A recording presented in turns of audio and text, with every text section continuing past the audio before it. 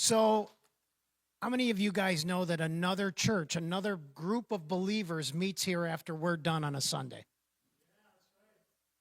Pretty cool, huh? And some of the things we both churches have been praying about.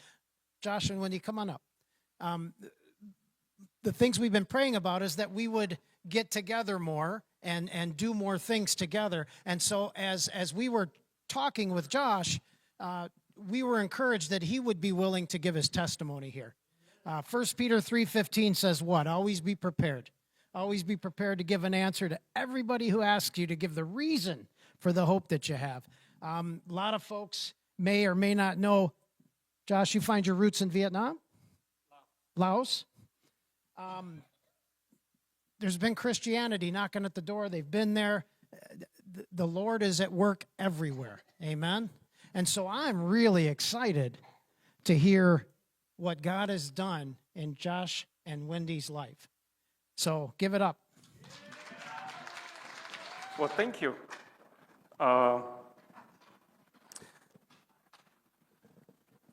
When I was really young, growing up, I never thought that I would be in front talking to people. But here I am. So, go Bear!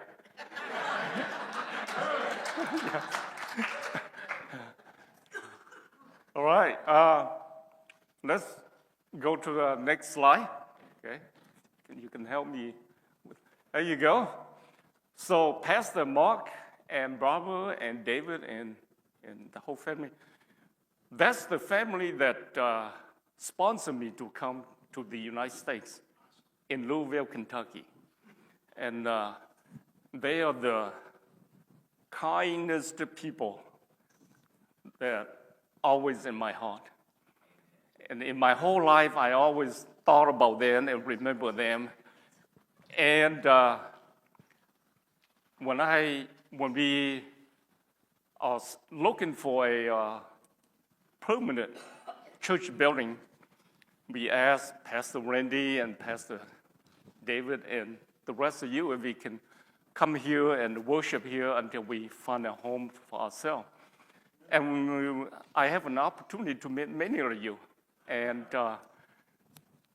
you guys have just been so kind. And you guys remind me so much of Pastor Mark and them. And on behalf of our church, I want to say thank you so much. And yeah, absolutely. Yeah, so I came to this country in 1980 to Louisville, Kentucky. The story about coming to this country would be a different story. So, but today I want to talk about why I became a Christian and how God helps me. Yeah. So it's all for God. Yeah. Next slide. And by the way, this is what a Hmong person normally wear. There is nobody else in the world that will wear a clothes like this.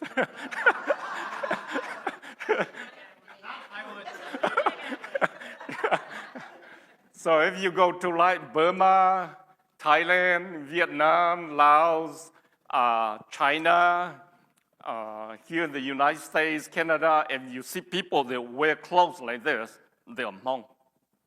Yeah. And so before I tell you why I become a Christian and how I become a Christian, let me share with you a little bit about my family background so that it makes sense to you. Yeah. Okay. So I came from a family of many religions.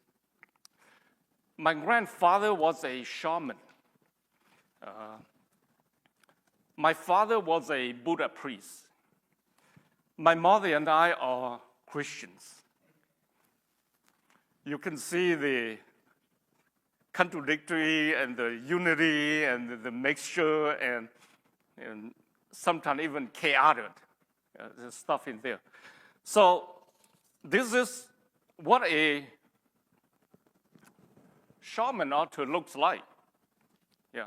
Every house that you go to a Hmong house and you see an altar like that means somebody in that house is a shaman. Yeah. So a shaman is basically somebody who has put all the shaman utilities in the body and the fingers and a spirit literally enter into them, and they go into a trance, and they communicate with a spirit in the spirit world for real. So when you see, and I encourage you to go and watch it sometime. When you see a shaman was in a trance and jumping up and down there for hours, and you will probably wonder how come he's not tired. Because it's not him doing it. It's the spirit in him that is doing it. Yeah. And it's real. It's not a pretending. And I know it's real because, like I said, my grandfather is a shaman. So,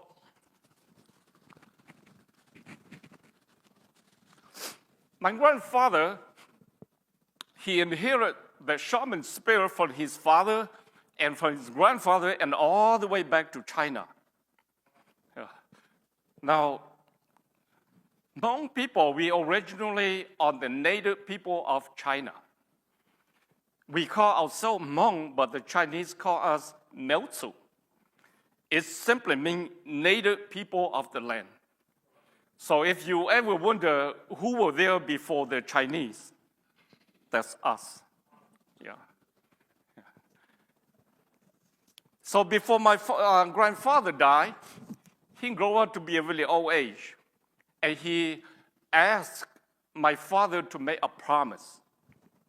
Say, let shaman end with him. And Hmong funeral, it's also a really long funeral. And my grandfather say he does not want a Hmong funeral either, a very spiritual too. He only want a funeral that is less than 2 days, and let shaman end with him. And after he died, the shaman spirit was seeking for somebody in our family. And my father has to make a promise that he would do everything that he can to stop. Yeah. And so, can we move to the next slide? And so my father died. My grandfather died. My grandfather died, and my father left him, the dead body, to his relative, and my father took a shovel and disappeared into the jungle for a whole day. And they don't know what happened. And then just before they were going to bury my grandfather, my father appeared. And my father say, and they already got a hold a grave site that they're going to bury my grandfather. And my father said, no, we're not going to bury him here. You guys have to follow me. That's why he's gone for the whole day, is to go dig my grandfather's gravesite. So they follow him. They go through a jungle, up the mountain, and then they bury my grandfather, killing a dead person through the jungle, up the mountain. It's not an easy, but it's also scary, spiritually, scary. And so my father's cousins and other people, they were helping killing my grandfather. They were really angry with my father. They are about going to bury him alive with my grandfather. Yeah. Yeah. And so my father, he promised an explanation. So they buried my grandfather up in the mountain, and then after that, there was a big rock, huge rock next to the gravesite. My father invited them to go up onto that rock. And when they got up there, there's a giant human footprint on the top of the rock. And my father told them, I don't know how he come up with this story, but my father told them that it was Adam's footprint. And Adam stood on that rock, and that subsided their angers. Now, in the Hmong culture, we have our own version, our own story of Adam and Eve. We call it Adam, we call it Do-ong. Eve, we call it Go-ia. So we have our own story that we passing from generation to generation, and the story of Adam and Eve. And the story of Noah and the flood too, in there. So in our heart, we always knew there is a God. It's just that we don't worship him. Yeah. And so after my father buried my grandfather, the American came. The American came to Laos, the Vietnam War. And you see this guy that is in civilian clothes? Don't be fooled by him. He's a Colonel William Laird. He's a CIA officer sent by the United States government. And that is his men. So those are the first Americans that came to Laos. And they came to Laos to recruit Hmong people to help the American fight in the Vietnam War. To gather intelligence in North Vietnam. If you ever wonder how do the Americans know how to bomb North Vietnam precisely without satellite, they'll go where there's satellite. And to rescue American pilots in the Ho Chi Minh Trail. Those American pilots, they were, Ho Chi Minh Trail, it's in Laos, not in Vietnam. So when American pilots were bombing in the Ho Chi Minh Trail and they got shot down in there, Americans are not allowed to come here because Laos is supposed to be a neutral country. And therefore, it's Hmong soldiers that's supposed to go and fight and rescue American soldiers. Yeah, and protect our American radar systems in Laos. So together, he recruited over 30,000 Hmong soldiers to fight for him. They call it the CIA secret army because it's a secret. Americans not supposed to be in Laos. If it's known that the Americans were in Laos, then the Soviet Union were also going to come. So it's a secret army. And among those 30,000 fighters, my father was one of those that recruited to be intelligence officers. And my youngest uncle was recruited as communication officers. And my father's two other brothers also recruited as soldiers. Can we go to the next slide? Then my father came back. After his third mission to North Vietnam, my father came back, and he remembered his promise to my grandfather. And he went around the Hmong wise man, the shaman, the magician, and some of you saw like Harry Potter, right? Where they do magic and stuff. Hmong people do that for real, not just movie. Yeah, Hmong people, when they practice magician, they do it for real, okay? So my father went around and asked the magician and the wise man, just like you hear in the Bible, yeah? And my father asked them, he remembered his promise, he asked them, who is the author of life? Tu chữ the Zoshia in Hmong. Tu chữ the Zoshia. Who is the author of life? And none of them could not give him the answer. None of them said, we don't know. We just do what we learn and how we always do, and they could not give him the answer.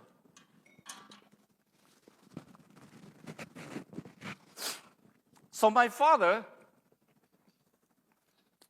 went to the Buddha temple. He went to the Buddha temple and he met a very old Buddha named Mita. And he asked the old Buddha priest, who is the author of life? And the old Buddha priest say, Buddha. You can see the excitement and you can feel it. My father was so happy he became a Buddha priest.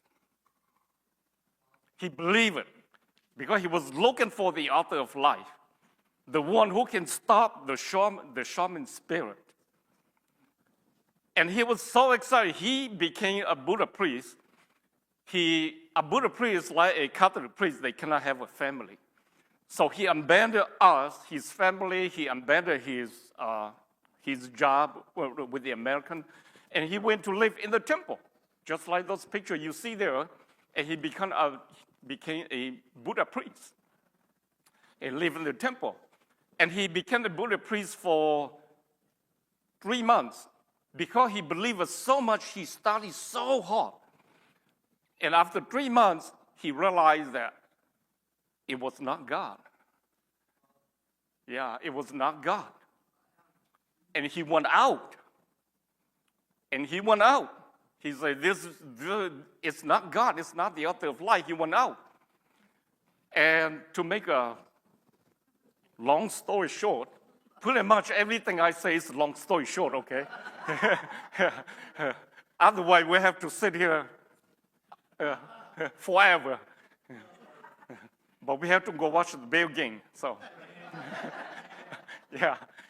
So my mother has to take all of my father's money and go pay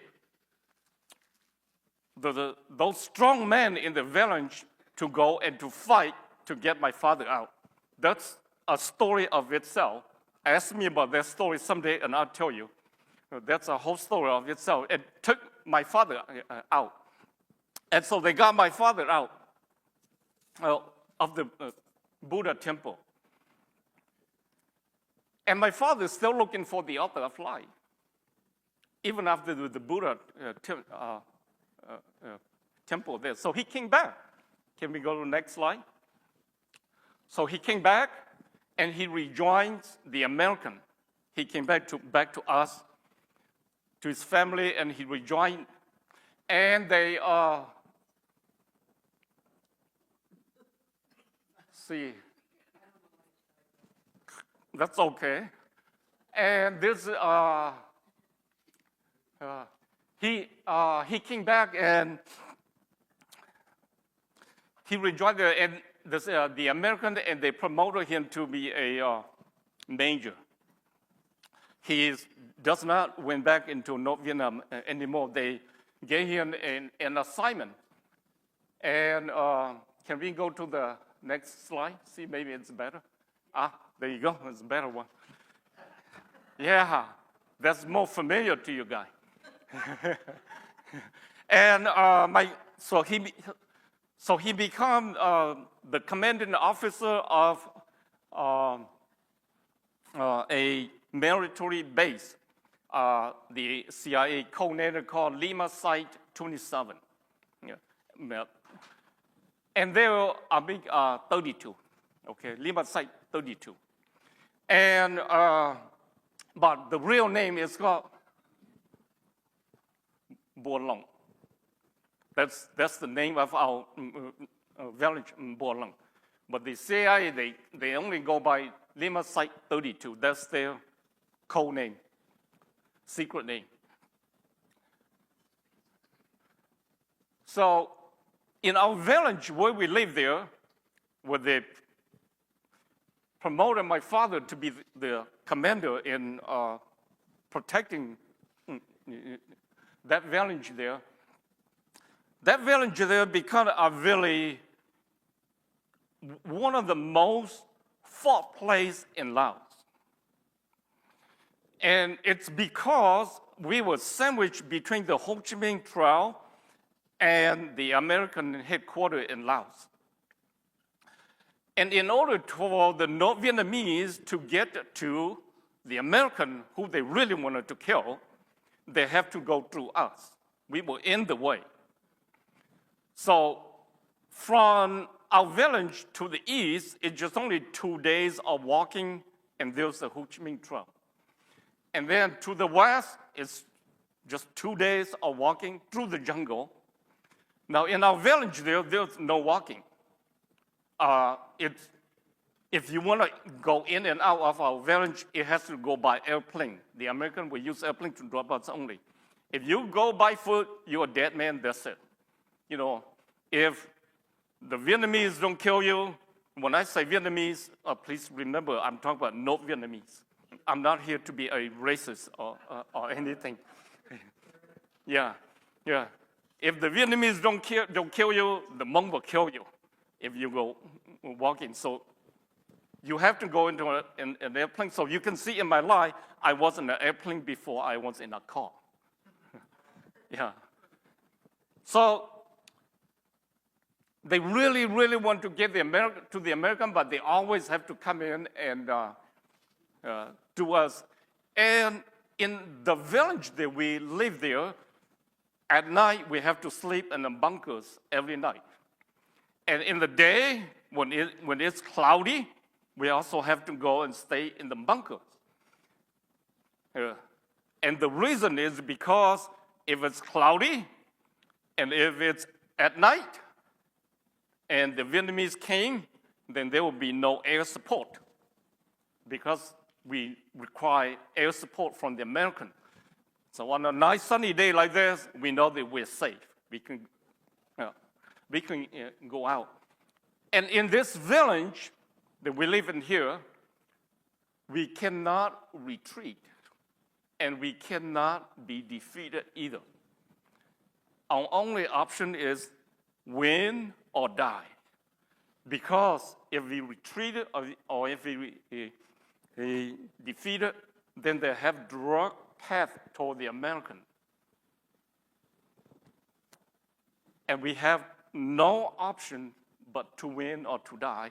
In return, the American give us everything that we request to win. Food, weapons, whatever we request, they just drop it. We have it.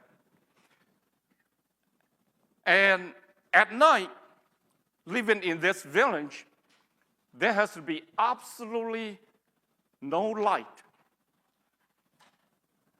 See, I don't know what do you call that airplane there, but as soon as the sun goes down, the American will use the airplane there to fly in a figure eights around the village. And if they see one small thing, such as a light from the ground, they will drop in every bomb that they got. They will automatically assume that it's a Vietnamese, not Vietnamese army. They don't care whether it's where we live, up the mountain, in the river, everywhere. Any light, they drop in everything they got. That's why every night we have to sleep in a bunker. Yeah. And there are some young people who are disobedient, who think they can shine light to the airplane at night. And I'm sorry to tell you, but by morning, all that's left of them are just the pieces. Yeah. There's no mercy in there. There was one time no Vietnamese have enough of us. And they sent in their best, really best, to come in and to finish us. And we were overran. We were completely overran. They were everywhere. And we were just inside, and my father, the radio, the CIA, the American. So at this point, Bill Lair came back to the United States, and he was promoted to be a general. And his replacement is Jerry Daniels. You can Google Jerry Daniels. Yeah. It's all over now. It's no longer a secret. So my father, Jerry Daniels became really close to my family. Because my father's work with him, he's more like a family just like a family friend to our family now. My father radio Jerry, and Jerry just say, hang tight, do not get out, hang tight. And we hang tight. An hour later, American B-52 came from Thailand. They carpet bomb every inch of the land. Everything that stand outside, completely wiped out. After that, the North Vietnamese know that they cannot defeat us. But the hatred just increased. We become their real enemy. As much as they hate the Americans, they also hate us. Yeah. So I'm going to tell you all this story because I want you to appreciate why I become a Christian. Just keep in mind, the whole story is not about me. The whole story is about God. It's about Jesus. It's centered around that. It will get there, okay? Yeah. So don't fall asleep. Okay, next slide. Yeah. My father was killed after the American carpet bomb our village. The North Vietnamese, they still continue to invade it, but they just come in, fight, and then retreat. And in 1971, my father was killed. Yeah. So April 1975, we all remember that day, right? The American pulled out of South Vietnam. That is the picture. I got it from I just Googled for that picture. Yeah. And we can see all the chaos the American pulled out of South Vietnam. The same time that the American pulled out of South Vietnam, they also pulled out of Laos. All of the chaos that you see, like the picture there in South Vietnam, similar thing happened in Laos. The Vietnamese in South Vietnam, they are fighting to get into an American helicopter so they can fly to the ocean on a U.S. carrier. In Laos, Hmong people are fighting to get into American helicopter to fly to Thailand. Same chaotic situation. But a lot of the people, they were able to get into an American helicopter and go to Thailand. But my family, we couldn't. Because my father died, and then after my father died, my mother remarried. And when my mother remarried to another man, I was only 5 years old.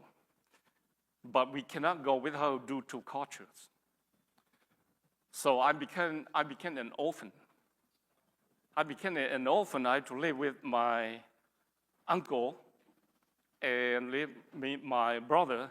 To say live with them is too kind. I will tell you honestly, it's more like for a servant, because that's how I have to survive, you know. This morning, Pastor Randy talked about somebody who passed because they have no home, you know, living outside. Well, I have a home, but I have to work for my staying in there.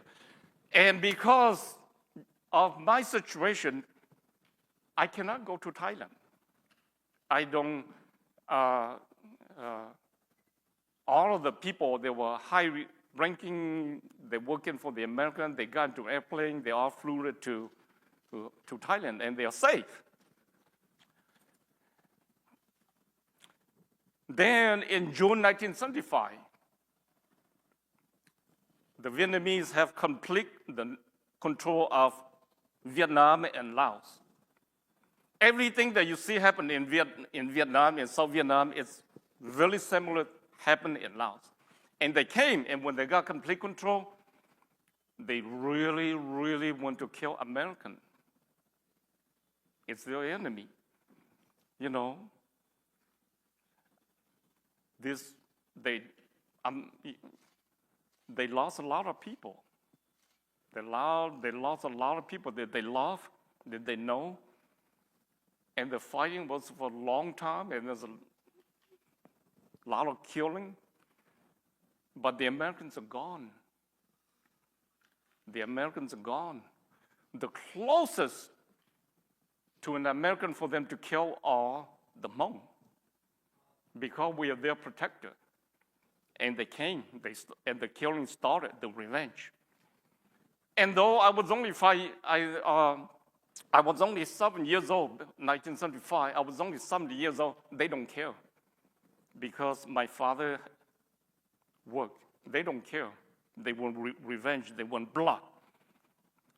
So to survive, me and my brother, my sister, and many other Hmong people have to run to the jungle.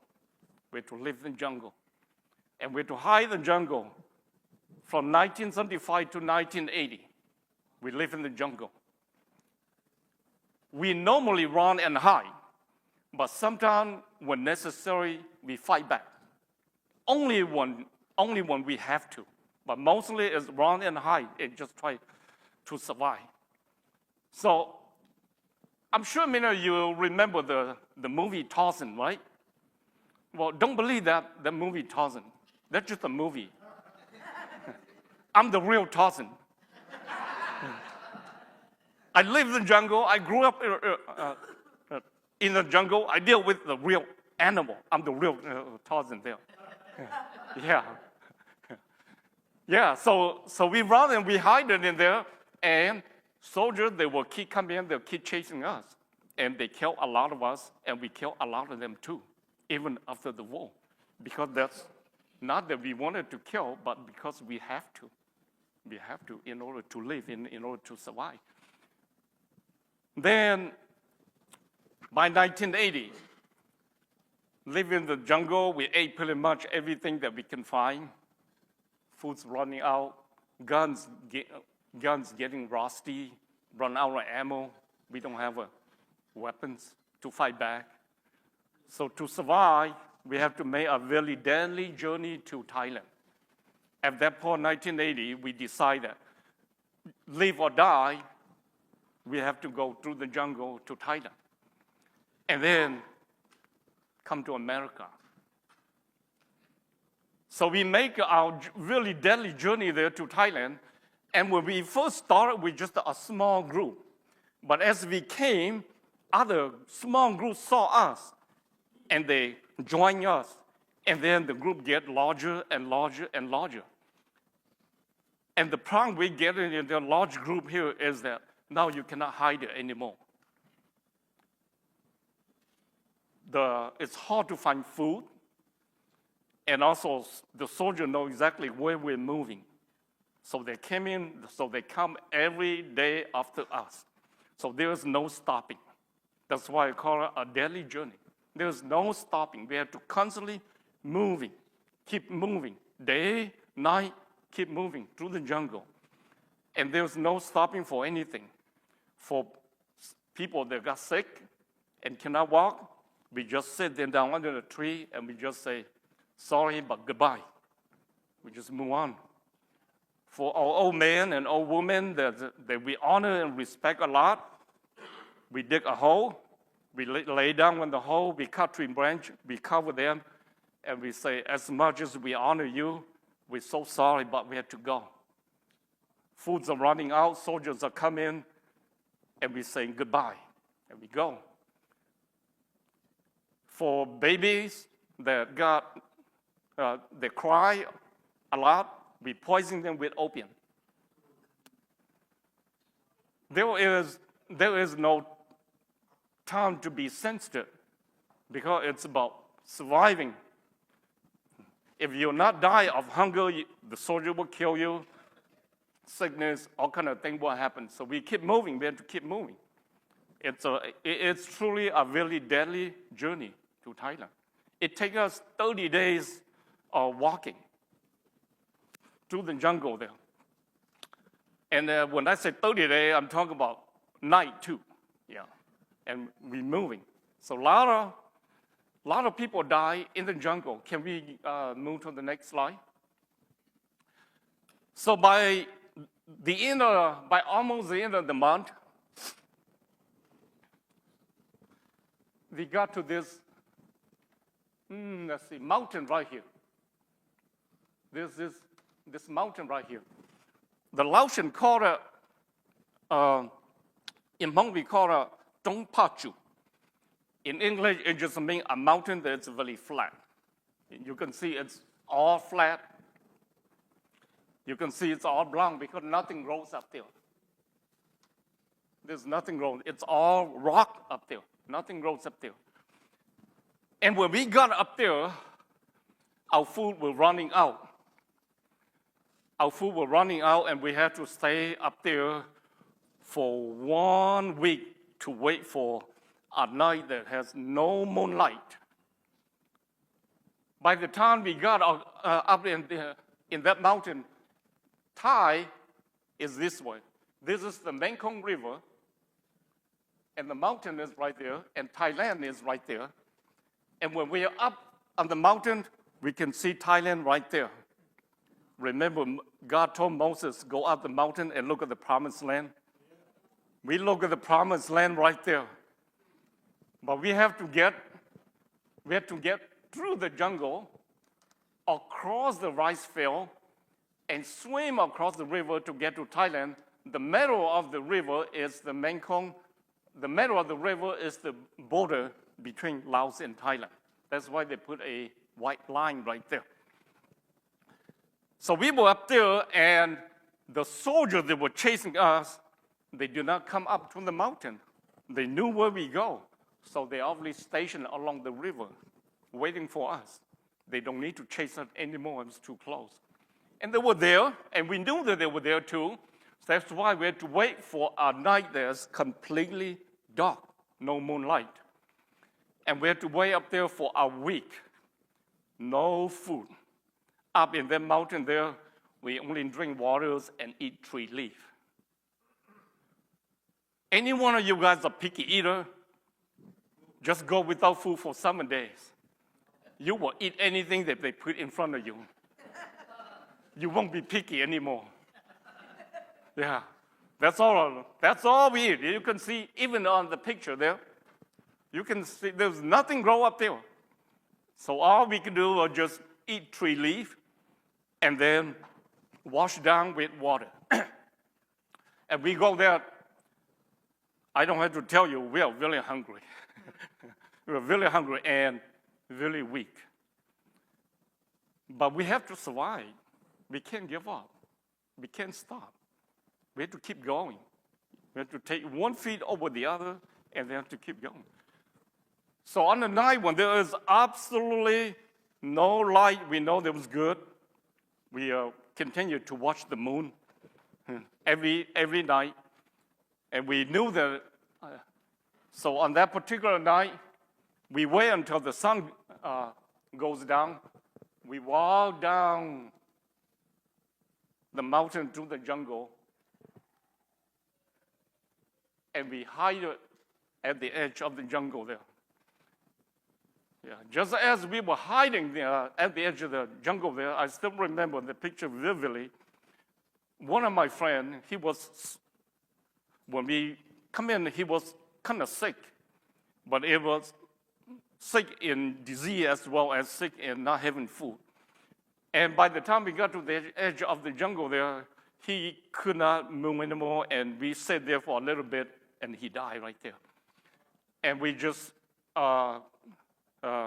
left him there, and we waited until it was complete darkness, and then we raced to the rice field, to the Mekong River. When we got to the Mekong River, I have two sisters. They are both older than me. The two of them took a rope, and they say they have to tie the three of us together so that as we swim across the river, we don't get separated.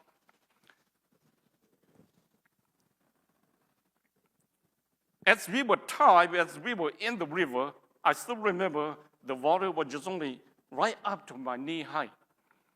And just as my sister finished tying that last knot to me, I was the last person that they tied. The soldiers started to shoot, gunfire, AK-47. And I keep hearing this noise that say, "Nyombo, nyombo." It means surrender, surrender. And they hit us with everything we got. I mean, with everything they got. AK-47, RPG, grenade. They just do it. But because it's really dark, they cannot see us. So they just do it blindly. They knew that that's the direction of the river, so they just shoot it blindly. But they hit us, everything that they got. And we were swimming as hard as we could. My two sisters and I, we were swimming as hard as we could. And we knew that Thailand is that way and keep swimming that way. But keep in mind, we were without food for a whole week. Remember. And then as we were swimming really hard, we thought we were in Thailand. We thought we were in Thailand and we were happy. And we lifted our head, and we were back in Laos. And the reason is because we crossed the river during the monsoon season. And the river is really wide, and the current is really strong, and we were really weak. And by the time we got to the middle of the river, the current turned us back into Laos. We were not strong enough to get across that current. But because it's night and it's completely dark, we didn't know. And we were swimming, and we thought we got it to Thailand now. But then we look and we were back in the jungle. And I remember my sister say, "Oh, we are back in the jungle. Oh no." And the three of us just completely out of gas. Every ounce of energy that we have, we give it all. But we have no choice. We had to turn back to Thailand. So we turn ourselves back, and we're swimming back. And this time we are really conscious about where we go. This time as we're swimming, we're really conscious. We continue to check, make sure that we swim toward Thailand. Make sure we don't swim back. But by the time we got to the middle of the river, we just couldn't go anymore. It was out. Our energy was gone, too hungry, too weak, couldn't go anymore. We literally felt ourselves slowly sinking. Just as we were swimming really hard, we're sinking. And the current also pushing us. And so we did, according to our religion, when you are in desperate, you call out to your ancestor for help. You make sacrifice, you make offering. That's what we did. We offer sacrifice and offering to every possible spirit that we know. That if we survive, we'll pay them. First, we start with the chicken, and we're slowly sinking. And we thought maybe the spirit will know. We offered a pig. And we just continue to sinking. You literally feel your life taken away from you. Okay? That's how it is. You literally feel like you're dying, like your life is slowly pouring out of you. And have you ever had one of those dreams that you run so hard, but you stay in the same place? That's us. We're swimming so hard, not only will we stay in the same place, but we're slowly sinking to the bottom. And then we thought maybe a pig's not enough, so we offer cow. And nothing helped. Nothing worked. No spirit helped us. We even prayed to my father. And nothing helps us. And as last resort, when there's nothing or no one help us, we finally confess to God. We say, God in heaven, help us. There's no spirit and there's no human that's going to help us. Only you can help us, God in heaven. If you require sacrifice, we will give you sacrifice. But help us. That's all we got here. And we cannot go anymore. And as we continue to pray, we just continue to swing. We continue to pray, we continue to swing, we never stop. And by some miracle reason, we got to Thailand. We got to Thailand. And there's a whole bunch of young men on the Thai side waiting for us. And we thought it was good news. No, they are bad news. They're a bunch of young men, because my two sisters, they swim in the river so hard, the river washed all of their clothes. And they were completely naked. Completely naked. And terrible things were saying about them. Terrible things were saying about them. I was too young. I could not protect them. I could not defend them. I could not do anything. We were shaking. We were in the water for all night. And couldn't do anything. And we're just looking at each other. We didn't know what to do. And we remember, and I still remember, there was a very small noise from a very far distance. And we don't know what that noise is. But that little noise is getting louder and louder and louder. And eventually, it becomes clear. And that noise says, stop, stop, stop. And then it appeared in a really old man. And it was a really old man. He got there. And I don't know how do the old man know. Whether God put it in his heart or whether he heard the gun fire from the soldier and he come in to check, or whether somebody reported to him. I do not know the story. But he came. He came directly. He completely ignored me. He came directly and he put his arm around my two sisters and he took them away. He took them away and he left me in the river. I know. He left me in the river. And I have to lie my way out of the river. I was down in the river, and I don't know where to go, what to do. So there's a Thai man looked at me, and he asked me, do you have opium? And I was shaking, okay? I was shaking like this.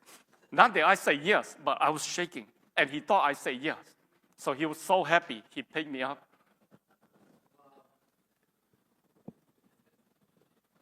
And that's how God helped me. That's how God helped me in the river. So, see, I came to tell you the story today, and also many other people that as evangelize also tell their story. Miracles are not only happen in the Bible. It still happen today. It still happen in real life. But God's miracles are not for entertainment purpose. He used his power and his purpose for a great purpose. As I come in and live in the United States, and I often ask myself a question, why did God allow me to face so much cruelty and so much hardship? God has so much power. Why can't he just, during those moments there, in the eye blink, he can rescue me, he can do that, but he allowed me to go through so much. And I was so young. Why do I have to endure all of that? And then I do not hear any voice or I do not see any vision, okay? But I love reading the Bible. And as I read the Bible, God pointed to me to the story where Jesus was on the boat with the disciple and the storm came. And then he took a pillow and then he fell asleep. And he let the storm hit then and the boat just about gonna go down, gonna break. And they go over to Jesus and they say, Lord, we're just about gonna die. And Jesus came and Jesus stopped the storm. And then after that, they got to shore and there was a man with a legion of demons. You guys remember that? Came and bowed down before Jesus.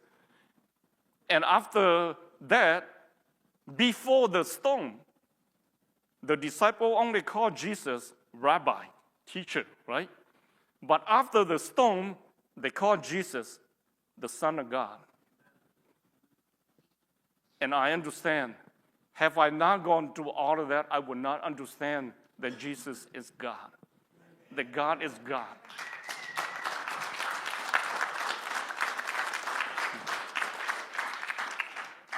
if he made life too easy for me, I would have not been a Christian.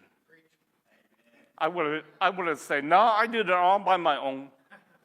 But because I go through all of that, and I realize that in my last ounce of energy, in my last microsecond of life on earth, it was him that delivered me and my sister. And that made me realize that God is the God. And then we came to America, and Pastor Mark, they sponsored me, and I remember the first time I was in church, no English, okay? You ever heard of me no English? That's me. Yeah, that's me. Me no English. But I just follow my pastor. He's really kind to me, and they take me to church. I was sitting way in the back, and I saw them pass around this delicious bread, big, brown, good smelling bread, shiny, starting from the front, and they're passing around, and I saw every person take a piece. And I couldn't wait. I said, man, it must be delicious. That bread has to be delicious. No one skipped. Everyone took a piece. I cannot wait for my turn. Yeah, that's my first experience in church, okay? I cannot wait for my turn. And it came closer and closer and closer to me. I'm waiting for my turn. When it's my turn, I gotta take the biggest piece, right? But when it got to me, they skipped me. And they go around to the next person. And I was go, oh man, they don't share. It takes many years of going to church to realize that in order to have communion with Jesus, you have to follow him. Yeah, I did not know. At that point, I did not know. I was disappointed. But again, that's another lesson that God used it to teach me. Thank you.